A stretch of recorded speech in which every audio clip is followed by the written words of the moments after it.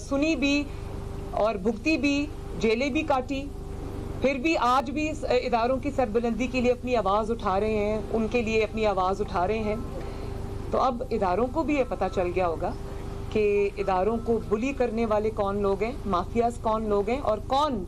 جب ان کی پسند کا فیصلہ آئے تو ادارے بالکل ٹھیک ہیں، جب ان کی خلاف فیصلہ آئے، غلط کام کریں اس کو غلط کہا جائے تو ادارے برے. فریم صاحب یہ بتائیں، کل پرائم منسٹر جو ہے وہ جا رہے ہیں اعتماد کا ووٹ لینے، اپوزیشن کیا رویہ اختیار کرے گی؟ کیا اس سارے پروسیس سے الگ ہوگی یا اس میں شامل رہے گی؟ سب سے پہلے تو میں یہ حیرانگی ہے مجھے اس بات پہ کہ قومی اسمبلی کا جو اجلاس بلایا گیا ہے وہ آئین کی جو شک ہے 91(7) اس کے تحت بلایا گیا ہے، اور شاید بہت سے لوگ یہ نہیں جانتے ہوں گے کہ اس کے لیے جو پریزیڈنٹ آف پاکستان ہے اس کو کہنا پڑتا ہے، اور انہوں نے کہا ہے، میں وہ شک پڑھ دیتی ہوں آئین کی، جس کا اردو ترجمہ یہ ہے کہ وزیر اعظم جو ہیں وہ اعتماد کھو چکے ہیں اور ان کو اب ووٹ آف کانفیڈنس، جس کو اعتماد کا ووٹ کہتے ہیں، وہ لینا چاہیے. وہ شک یہ کہتی ہے کہ president has accepted that he is satisfied that prime minister does not command the confidence of the majority of the members of National Assembly. مطلب thereby آپ سمری میں یہ لکھ رہے ہیں کہ President has reason to believe that Prime Minister does not have majority confidence of the House. مطلب کہ وزیر اعظم کو آپ کا صدر کہہ رہا ہے کہ آپ ہاؤس میں اپنی میجورٹی کھو چکے ہیں. تو میں مبارکباد دینا چاہتی ہوں صدر صاحب کو بھی کہ جو بات پاکستان کے عوام کو دسکا میں سمجھ آ گئی تھی، وزیر آباد میں سمجھ آ گئی تھی، نوشہرہ میں سمجھ آ گئی تھی، سندھ میں سمجھ آ گئی تھی، KPK میں سمجھ آ گئی تھی، بلوچستان میں سمجھ آ گئی تھی،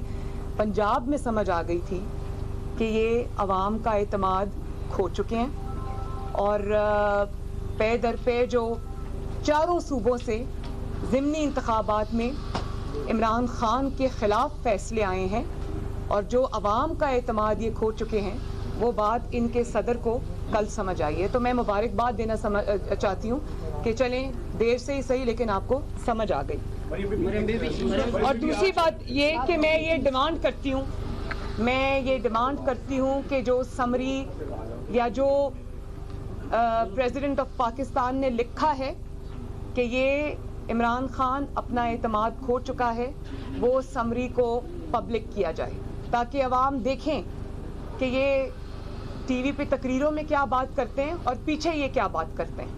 پارلیمانی پارٹی سے آپ کی میٹنگ رہی، کیا آزاد کشمیر میں PDM پلس کا کو KDM بننے جا رہے ہیں؟ ساتھ یہ بتا دیں کہ آزاد کشمیر میں بہت ساری ایسے خدشات کا اظہار کیا جا رہا ہے کہ PMLN سے وابستہ کچھ لوگ جو ہے شاید PTI کے ساتھ رابطے میں ہیں جو الیکشن میں وہاں پہ جا سکتے ہیں.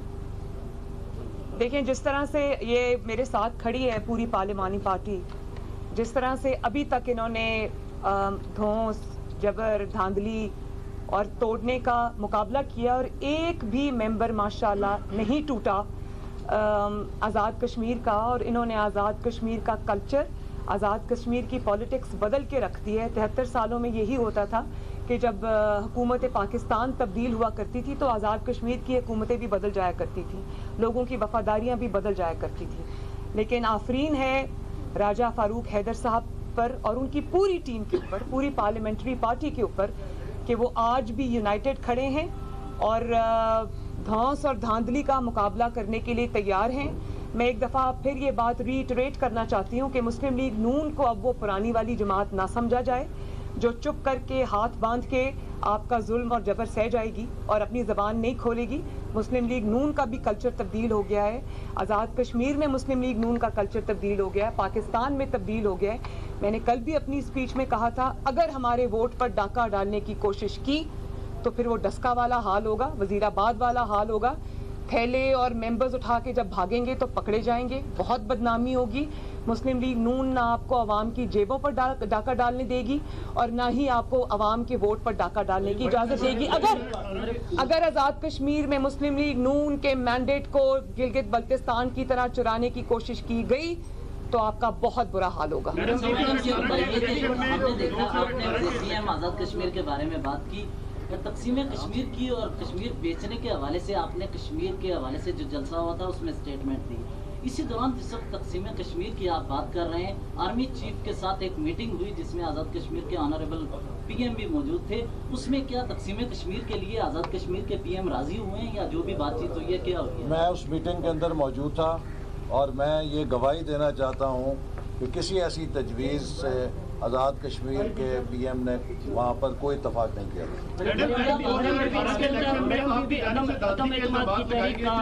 الیکشن کمیشن کا اس وقت بھی یہی رد عمل تھا, تو کیا آپ لوگوں نے 2018 کے الیکشن جو ہے اس کو قبول کیا, اور اس الیکشن کمیشن کو بہتر یا ٹھیک کرنے کے لیے آخر کب تعین کیا جائے گا اس کو درست سمت میں لانے کے لیے؟ نہیں, میں یہ جو 2018 کا الیکشن ہے اس کو میں نے تو قبول نہیں کیا, اسی لیے میں نہ عمران خان کو آج تک وزیر اعظم مانتی ہوں نہ ہم میں سے کوئی اس کو مانتا ہے. وہ سلیکٹڈ تھا, سلیکٹڈ ہے اور ہمیشہ سلیکٹڈ کے نام سے ہی یہ بدنامی کی مہر اس کے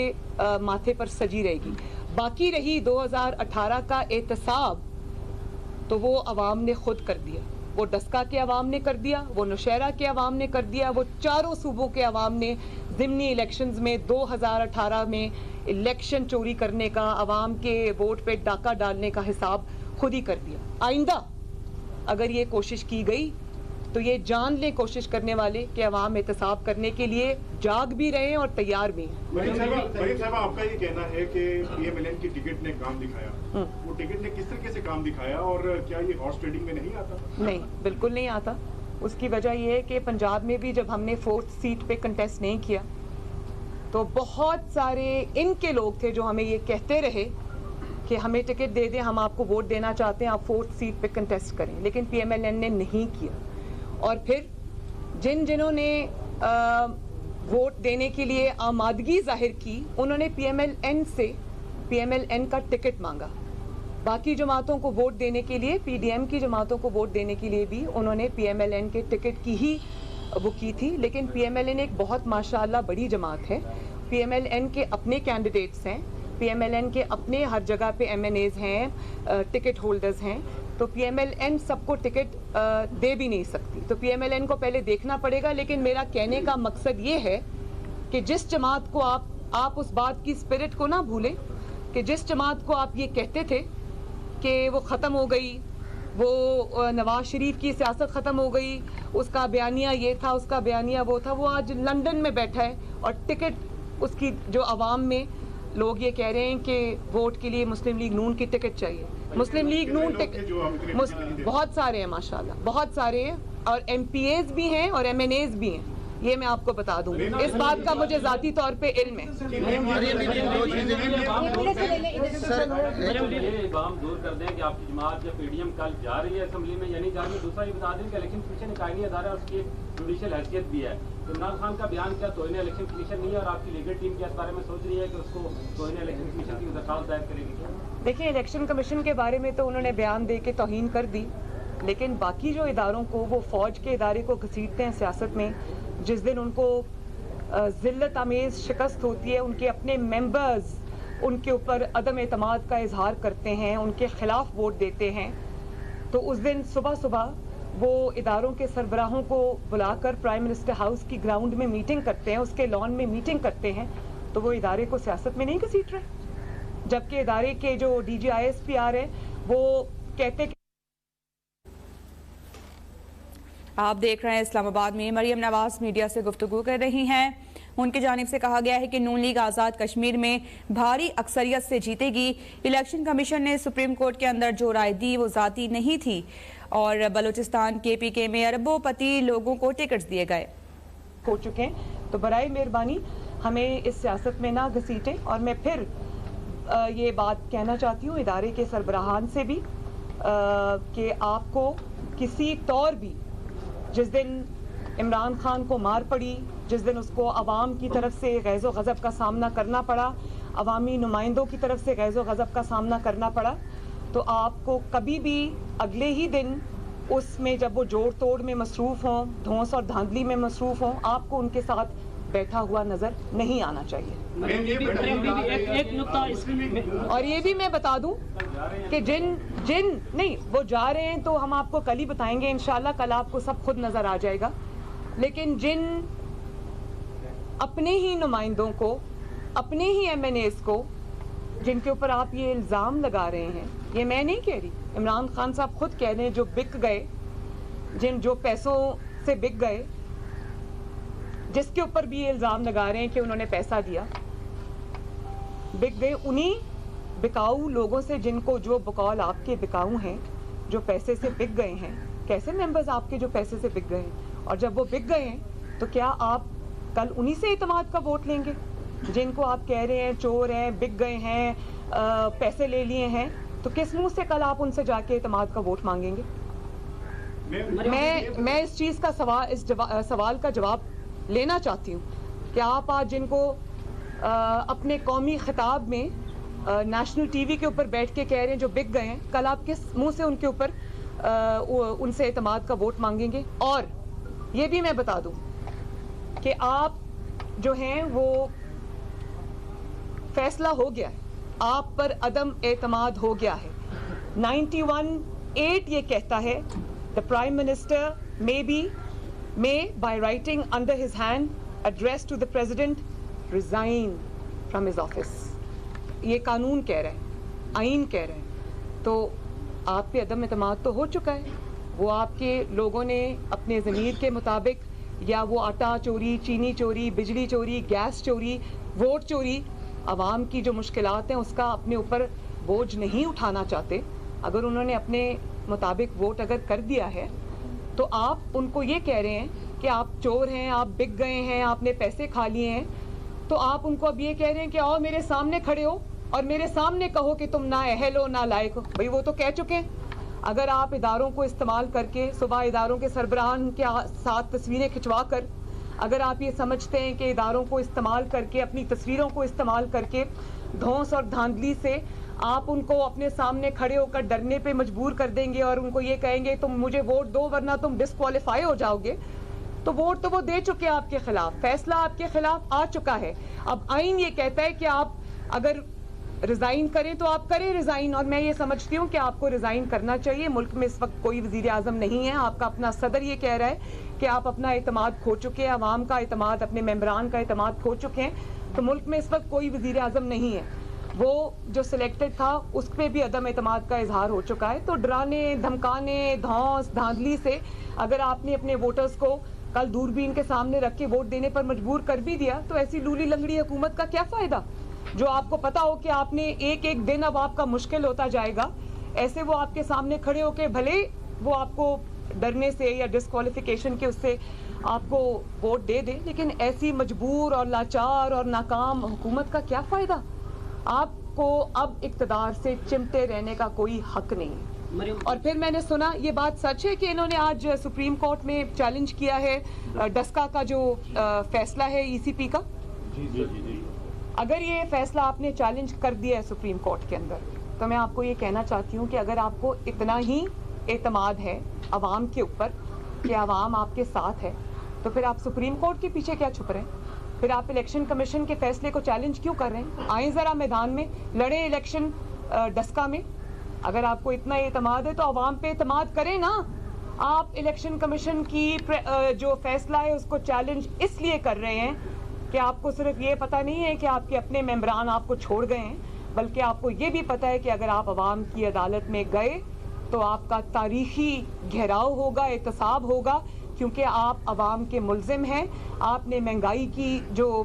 شرح ہے وہ کہاں سے آپ کہاں لے گئے. روز صبح جب ہم سو کر اٹھتے ہیں تو سنا ہے آج جو چینی ہے اس کی وہ 110 روپے کلو تک بک رہی ہے. روز پیٹرول کی قیمتوں میں اضافہ ہوتا ہے, روز گیس کی قیمتوں میں اضافہ ہوتا ہے,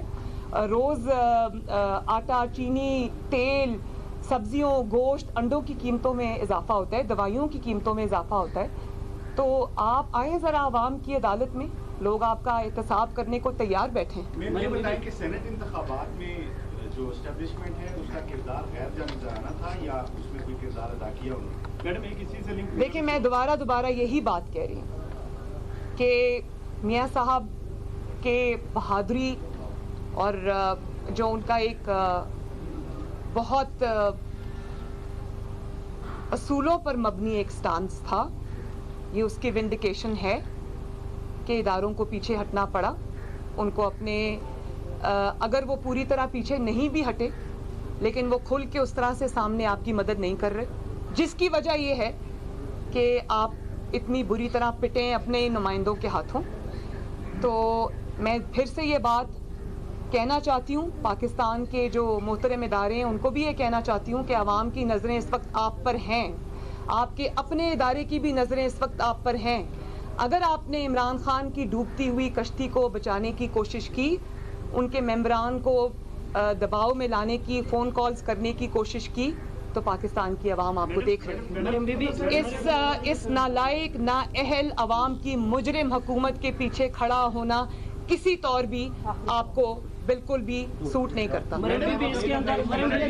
صدر کی طرف سے جو یہ اعتماد کے ووٹ کی بات کی جا رہی ہے، اس کا دوسرا قانونی پہلو یہ بحث ہو رہا ہے کہ اگر اعتماد کا ووٹ لے گئے تو 6 ماہ تک ان کے خلاف عدم اعتماد کی تحریک نہیں آ سکتی، کیا ان کو سیکیور کرنے کے لیے یہ اب کل کے بعد اس کی بات کریں گے انشاءاللہ۔ لانے کے لیے تو ضمیر جاگا ممبران کا، لیکن فرزانہ کوثر جو خاتون ممبر تھی ان کو شکست ہوئی، ان کے لیے کیا کہیں گے؟ ممبران کو بھی پتہ ہے کہ جو میجر بیٹل ہے وہ کون سی ہے۔ میڈم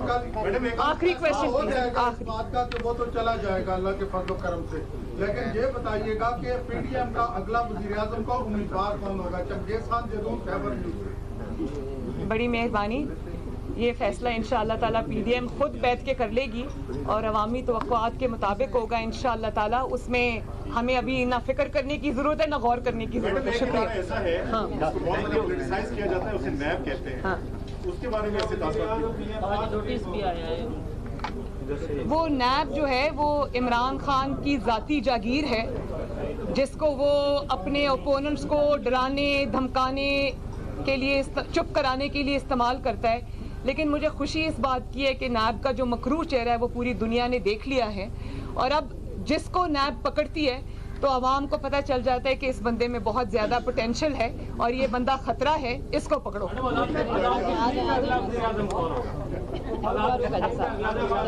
ہمارا وزیر اعظم، میرے دل کا وزیر اعظم راجہ فاروق حیدر صاحب۔ اسلام آباد میں مریم نواز میڈیا سے گفتگو کر رہی تھی، جس میں انہوں نے کہا کہ آزاد کشمیر میں گلگت بلتستان کی طرح مینڈیٹ چرانے کی کوشش کی گئی تو ڈسکا والا حال ہوگا۔ صدر نے سمری میں لکھا ہے کہ وزیر اعظم اعتماد کا ووٹ کھو چکے ہیں، اسے پبلک کیا جائے۔ اب اداروں کو بھی معلوم ہے کہ اداروں کی تصدیق کرنے والے کون لوگ ہیں۔ نون لیگ کا کلچر اب تبدیل ہو گیا ہے، ہمارے حق پر ڈاکہ نہیں ڈالنے دیا جائے گا اور عوام احتساب کرنے کے لیے اب جاگ رہی ہیں۔